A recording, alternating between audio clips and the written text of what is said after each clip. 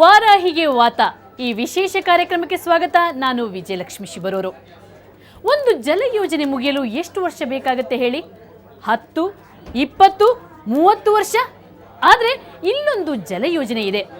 ಅದರ ಕಾಮಗಾರಿ ಕಳೆದ 30 ವರ್ಷಗಳಿಂದ ನಡೀತಾ ಇದೆ. ಆದರೆ ಕೆಲಸ 10% ಮುಗ್ದಿಲ್ಲ. ಖರ್ಚಾಗಿದ್ದು 500 ಕೋಟಿಗೂ ಹೆಚ್ಚು. ಜನರಿಗೆ ಮಾತ್ರ ಹನಿ ನೀರು ಸಿಕ್ಕಿಲ್ಲ. ಅದ್ಯಾವುದಪ್ಪ ಅಂತಹ ಮಹಾನ್ ಜಲ ಯೋಜನೆ ಅಂತೀರಾ? ಅದು ದಿ ಗ್ರೇಟ್ ವಾರಾಹಿ ಜಲ ಯೋಜನೆ.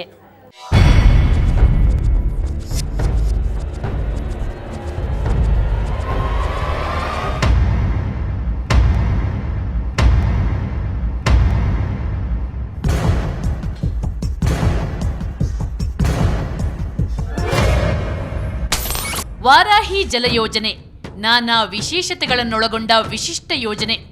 15,000 ಎಕರೆ ಕಬ್ಬು ಹಾಗೂ 23,000 ಎಕರೆ ಭತ್ತದ ಬೆಳೆಗೆ ನೀರು ಹರಿಸಿ ಉಡುಪಿ ಜಿಲ್ಲೆಯನ್ನು ಹಸನಗೊಳಿಸುವ ಭಾರೀ ಯೋಜನೆ.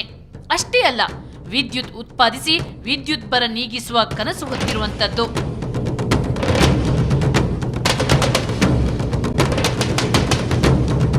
ಉಪ್ಪು ನೀರು ತಡೆಯುವ ವಿಶಿಷ್ಟ ಸೇತುವೆ ನಿರ್ಮಿಸಿ ಕರಾವಳಿ ಮಂದಿಯ ಕಣ್ಣೀರು ಒರೆಸಬೇಕಿದ್ದ ಯೋಜನೆ.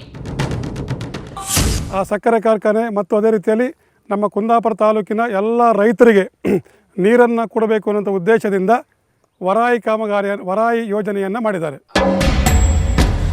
ವಾರಾಹಿ ಜಲ ಯೋಜನೆಯನ್ನ 30/12/1980ರಲ್ಲಿ ಅಂದಿನ ಮುಖ್ಯಮಂತ್ರಿ ಗುಂಡೂರಾವ್ ಅವರು ಶಂಕುಸ್ಥಾಪನೆ ಮಾಡಿದ್ರು. ಆಗ ಅಂದಾಜಿಸಿದ್ದ ಯೋಜನೆಯ ಒಟ್ಟು ವೆಚ್ಚ 9,43 ಲಕ್ಷ ರೂಪಾಯಿ. 45 ಕಿಲೋಮೀಟರ್ ದೂರದ ಕಾಲುವೆ ಹಾಗೂ ಅಣೆಕಟ್ಟು ನಿರ್ಮಾಣ ಈ ಯೋಜನೆಯ ಗುರಿಯಾಗಿತ್ತು.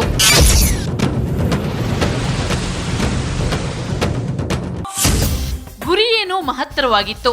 ಆರಂಭದ ಉದ್ದೇಶವೂ ಅಷ್ಟೇ ಅದ್ಭುತವಾಗಿತ್ತು. ಆದರೆ ಅದ್ಯಾಕೋ ಯೋಜನೆಯ ಆರಂಭದಲ್ಲೇ ಕೆಲ ತಪ್ಪುಗಳನ್ನು ಮಾಡಿದ್ರು.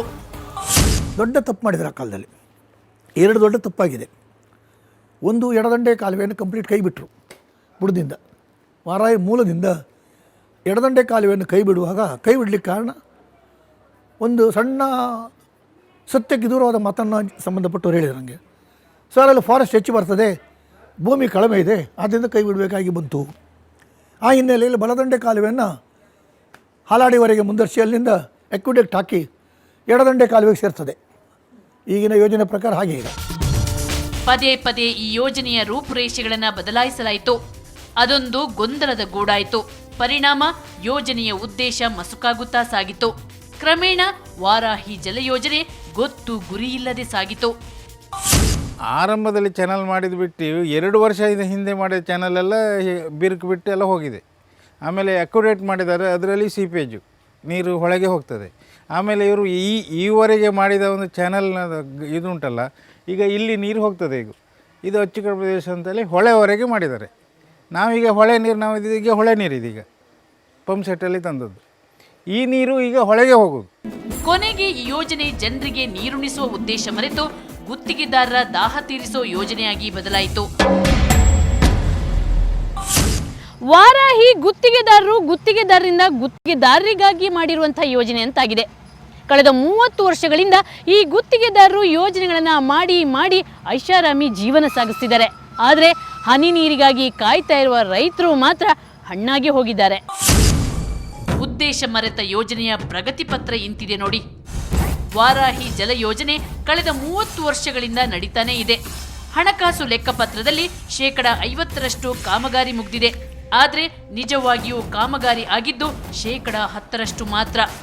ಕೇವಲ 10% ಕಾಮಗಾರಿಗೆ ಆದ ವೆಚ್ಚ 570 ಕೋಟಿ ರೂಪಾಯಿ.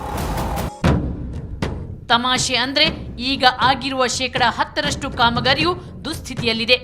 ಇದನ್ನು ರಿಪೇರಿ ಮಾಡಲು ಇನ್ನೂ 100 ಕೋಟಿ ರೂಪಾಯಿ ಖರ್ಚು ಮಾಡಲೇಬೇಕು. ಈ ಯೋಜನೆಯಲ್ಲಿ ಉದ್ದೇಶಿಸಲಾಗಿರುವ 45 ಕಿಲೋಮೀಟರ್ ಉದ್ದದ ಕಾಲುವೆ ಪೈಕಿ 33 ಕಿಲೋಮೀಟರ್ ಕಾಲುವೆ ಕಾಮಗಾರಿ ಮುಗಿದಿದ್ರೂ ಕೆಲವೆಡೆ ತೋಡಿದ ಕಾಲುವೆಗಳೇ ಮಾಯವಾಗಿವೆ.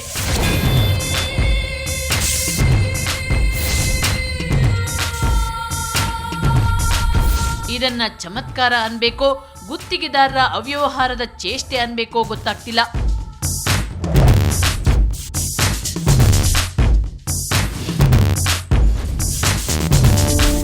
ನೀವು ಇಷ್ಟಕ್ಕೆ ಸುಸ್ತಾದಂತಿದೆ.